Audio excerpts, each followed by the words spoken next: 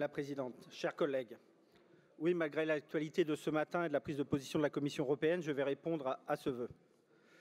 Madame Babet, je passe sur le fait que cette intervention de votre groupe à notre Assemblée régionale ne soit que démagogie et populisme, alors même que vous, représentante de ce groupe, dans notre Commission agriculture, vous vous êtes toujours voulu constructive, courtoise sur ces sujets, partageant un principe fort de notre politique régionale, ne pas opposer les modèles agricoles, mais bien accompagner et conforter les exploitations professionnelles viables, garantissant un aménagement réussi de notre territoire. Votre vœu n'est qu'une accusation en irresponsabilité de nos agriculteurs franciliens.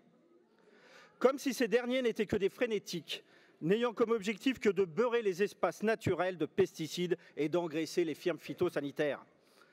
Aussi, je vous le demande, pourquoi n'avez-vous pas rédigé un vœu interdisant les vaccins et les médicaments dans notre région pour que celle-ci soit, comme vous le dites, exemplaire, accusant à l'occasion médecins et pharmaciens de nous empoisonner par pur lobbyisme? Cette triste analogie que je vous fais met à jour le fait que vous oubliez une donnée essentielle. Les agriculteurs sont des professionnels. Formés, diplômés. Si vous semblez, vous, un peu perdu sur ce domaine, eux connaissent leur métier et sont des acteurs responsables.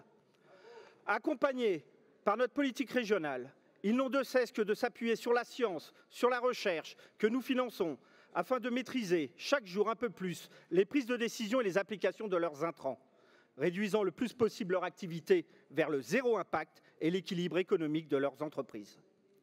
Votre vœu décroissant n'aurait qu'une conséquence, l'importation toujours plus importante d'une agriculture non voulue, insincère et incertaine. Moins de stockage de carbone, moins de biodiversité puisque disparition de nombreuses cultures, me demandant ainsi à qui pourrait profiter un tel crime. Je m'interroge sur l'idée que ce vœu vienne soit de la non-maîtrise intégrale de nos sujets ou si vous n'auriez pas vous-même une mission lobbyiste par les fossoyeurs de notre agriculture. Aussi, notre groupe votera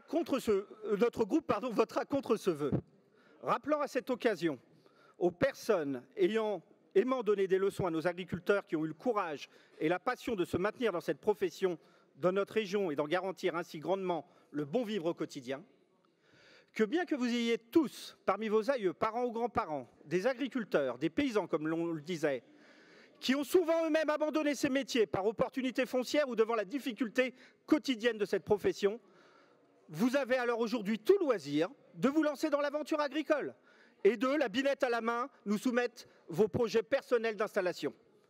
Nous sommes preneurs de nouvelles vocations si votre courage se trouve enfin à la hauteur de vos leçons.